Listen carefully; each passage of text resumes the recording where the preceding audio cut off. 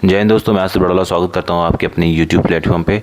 Israel और Iran के बीच में काफ़ी लंबे टाइम से वार चल रही है। और पहले इजराइल जो है ईरान की प्रॉक्सीज के साथ लड़ रहा था, जैसे हेती हो गया, हमास हो गया जो कि गजा में है, और दूसरा आपका ऊपर आपका लेबनान में हो गया आपका हिजबुल्ला।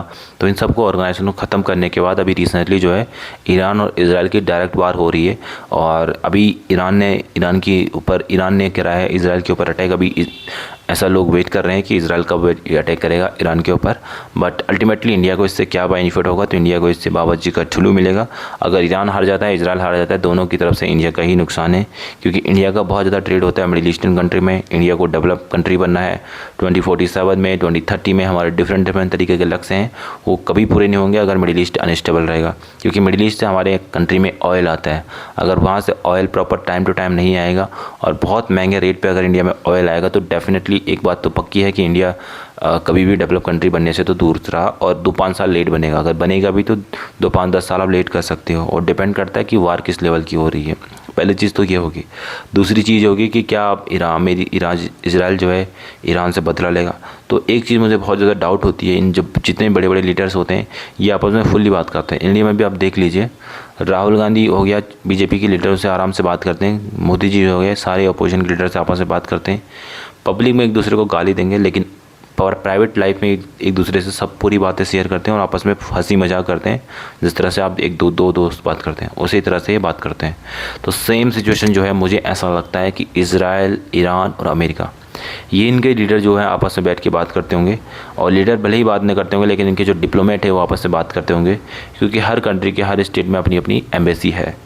तो ये जो है आपस में बात करते ज़रूर होंगे, उसके बाद ये डिसाइड करते होंगे, क्योंकि इनको सभी कंट्री को, अपने लोगों को भी इस तरह से दिखाना है कि हमारी गवर्नमेंट जो है वीक नहीं है, स्ट्रॉन्ग गवर्नमेंट है। तो इसलिए थोड़ा बहुत एक्शन भी लेते हैं। जैसे अभी ईरान ने जो है इजराइल के ऊपर मिसाइल अटैक छोड़े।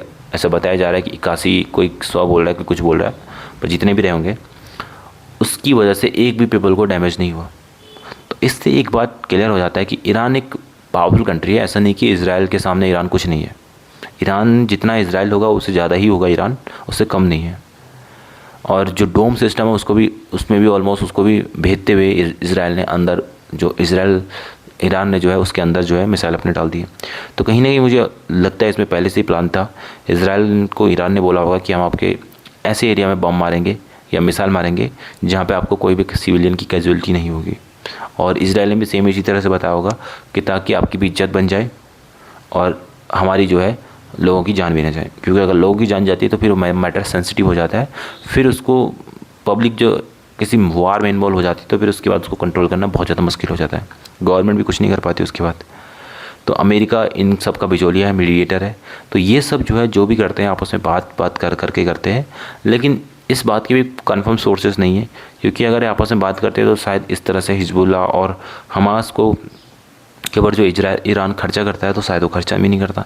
तो कहीं ना कहीं लगता है कि ये लड़ाई भी करना चाहते हैं, लेकिन लड़ाई को इस लेवल का भी नहीं ले जाना चाहते कि ताकि जो उसे है बेसिकली जो उसे डैमेज कंट्रोल बस करते हैं, उसको उस लेवल तक नहीं ले जाते कि ताकि वहाँ से वापस आना पर मुश्किल हो जाए। तो इस लेवल की वार भी ये नहीं करना चाहते हैं।